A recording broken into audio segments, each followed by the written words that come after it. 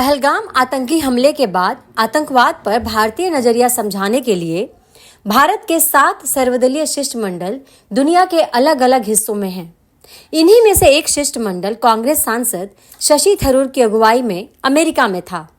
America में शशि थरूर ने आतंकवाद पर पाकिस्तान की बखिया उधेड़ दी, उसे कहीं का नहीं छोड़ा। सिलसिलेवार महीन तरीके और जिसे भिगोकर जूता मारना कहते हैं, थरूर ने पाकिस्तान को बेनकाब करने में कोई कोताही नहीं बरती। अगर आपत्तिजनक भाषा में कहें तो उसे नंगा कर दिया।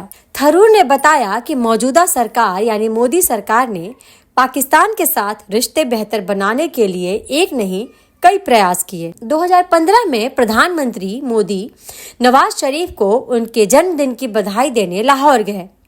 इसी दिन नवाज शरीफ की पोती की शादी भी थी, लेकिन इसके 1 महीने बाद पठानकोट एयरबेस पर जब हमला हुआ तो पीएम मोदी दंग रह गए।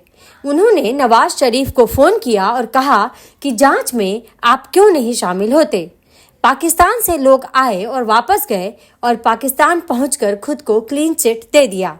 आतंकवाद के खिलाफ गंभीरता दिखाने और सुधरने के लिए पाकिस्तान के लिए यह अंतिम मौका था जिसे उसने गंवा दिया। कांग्रेस सांसद ने कहा कि पहलगाम हमले के तुरंत बाद भारत सरकार का जवाब आ गया कि इस कायराना आतंकी हमले का जवाब दिया जाएगा। थरूर ने कहा कि मैं सरकार के लिए काम नहीं करता, मैं विपक्ष में हूँ, लेकिन हमले के बाद मैंने एक अखबार में ओपेड लिखा कि भारत को आतंकवाद को जबरदस्त लेकिन स्मार्ट जवाब देना चाहिए। इसके कुछ दिन बाद ही भारतीय सेना ने पाकिस्तान और पाकिस्तान के कब्जे वाले कश्मीर में 9 आतंकवादी ठिकानों को निशाना बनाया। बड़े ही नपे-तुले और सटीकता के साथ बहावलपुर में स्थित जैश-ए-मोहम्मद के मुख्यालय, मरीदके में लश्कर-ए-तैयबा के मुख्यालय सहित आतंकवादी ठिकानों और लॉन्च पैड्स को बर्बाद किया। और हाँ, भारतीय सेना ने यह सुनिश्चित किया कि हमलों में नागरिकों को कोई नुकसान ना हो। हम यहाँ केवल आतंकवाद पर अपना नजरिया पेश करने आए हैं। पाकिस्तान के साथ युद्ध में उलझने की हमारी जरा भी मंशा नहीं है। हम अकेले रहना ज्यादा पसंद करेंगे। हम अपनी अर्थव्यवस्था को बढ़ाना और 21वीं सदी को अपने लोगों के नाम करना चाहते हैं, लेकिन पाकिस्तान की सोच उल्टी है। वह उन इलाकों को अपने कब्जे में लेना चाहता है जहां भारत का नियंत्रण है। वह इस हिस्से को सीधी लड़ाई से नहीं, आतंकवादियों के जरिए हासिल करना चाहता है। यह बात हमें कतई मंजूर नहीं है। हमारा अमेरिका आने का एक मकसद ये भी है कि आतंकवाद से हम दोनों पीड़ित रहे हैं। 9/11 हमले में भारतीय नागरिक की भी मौत हुई।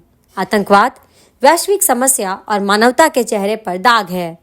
इसलिए पीड़ितों के साथ एकजुटता दिखाना और मिलकर इससे लड़ना भी जरूरी है। अमेरिका में आतंकवाद के खिलाफ जोरदार तरीके से भारत का नजरिया पेश करने के लिए थरूर की काफी प्रशंसा हो रही है। हर भारतीय उन्हें सलाम कर रहा है। थरूर अपने शिष्टमंडल के साथ न्यूयॉर्क में 9/11 स्मारक भी गए और आतंकवादी हमले में मारे गए लोगों को श्रद्धांजलि दी।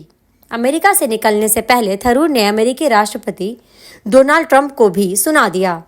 Look, it's really not our place, especially since I have been introduced as a member of an Indian parliament and so on. I shouldn't be commenting on political leaders in foreign countries on their soil. But having said that, it's also true that people have their political preferences. And mine is not a political preference. I don't pay taxes here, so I don't care if they're lower or higher. I don't, I'm not seeking to be an immigrant here. Even when I had the right to apply, I didn't. And therefore, I'm not worried about their stand on immigration. Those are other issues. On policy issues, everybody in this hall is entitled to their own preferences. But just the personal manner strikes me as not entirely as agreeable or pleasant as one would like to see in a distinguished American political figure. I had the great honor of meeting 4 or 5 American presidents during my time in the US and having detailed conversations with both the Bushes, with Clinton, much more briefly with Obama. I mean, these are people of certain class, a certain distinction, and it's not politics. There are 2 Republicans in that list and 2 Democrats. But there was a certain both political heft, statesman-like gravitas, and intellectual quality that I find woefully lacking in this gentleman. That's the personal. उनकी नीतियों और प्रशासन के बारे में पूछे गए एक सवाल पर उन्होंने बड़ी साफ गोई से ट्रंप को सुना दिया। उन्होंने कहा कि यूएन और यूएस में रहते हुए वह दोनों बुश, क्लिंटन और ओबामा से मिले, लेकिन ट्रंप में वह बात नहीं जो इन नेताओं में थी। एक स्टेट्समैन की जो छाप, छवि और बुद्धिमत्ता होती है वह उनमें नहीं है। हालांकि उन्होंने कहा कि यह उनका निजी विचार है। थरूर अपने शिष्टमंडल के साथ गुयाना पहुंच गए हैं।